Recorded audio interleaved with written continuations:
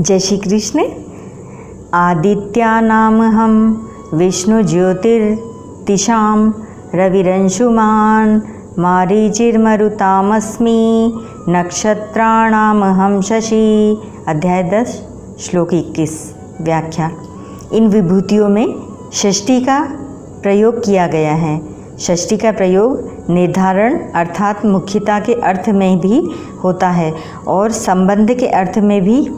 जहाँ निर्धारण में षष्ठी होती है वहाँ हिंदी की में विभक्ति का प्रयोग होता है, और जहाँ संबंध में षष्ठी होती है वहाँ हिंदी की विभूतियों का प्रयोग होता है। उदाहरणार्थ, इस श्लोक के पूर्वार्ध में निर्धारण के अर्थ में और उत्तरार्ध में संबंध के अर्थ में षष्ठी का प्रयोग हुआ है। आदित्यानामहं विष्णुः, अदिति के धाता मित्र आदि जितने पुत्र हैं उनमें विष्णु अर्थात वामन मुख्य हैं।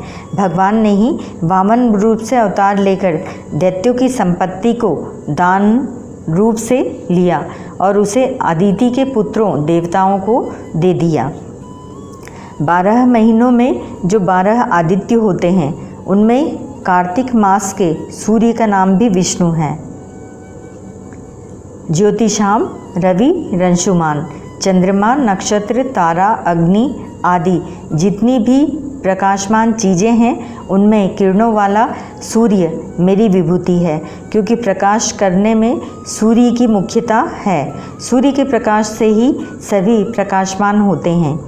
मारीचिर्मरुतामस्मि, सत्व ज्योति आदित्य हरित आदि नामों वाले जो 49 मरुत हैं उनका मुख्य तेज मैं हूँ।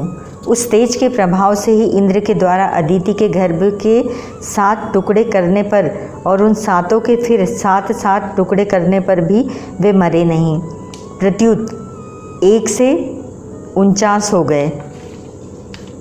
नक्षत्राणामहं शशि, अश्विनी भरणी कृतिका आदि जो 27 नक्षत्र हैं उन सबका अधिपति चंद्रमा मैं हूँ। इन विभूतियों में जो विशेषता महत्ता है वह वास्तव में भगवान की है। इस प्रकरण में जिन विभूतियों का वर्णन आया है उनको भगवान ने विभूति रूप से ही कहा है, अवतार रूप से नहीं। जैसे अदिति के पुत्रों में वामन मैं हूँ 21वां श्लोक, शस्त्रधारियों में राम मैं हूँ 31वां श्लोक, वृष्णिवंशियों में वसुदेव कृष्ण और पांडवों में धनंजय अर्जुन मैं हूँ 37वां श्लोक इत्यादि।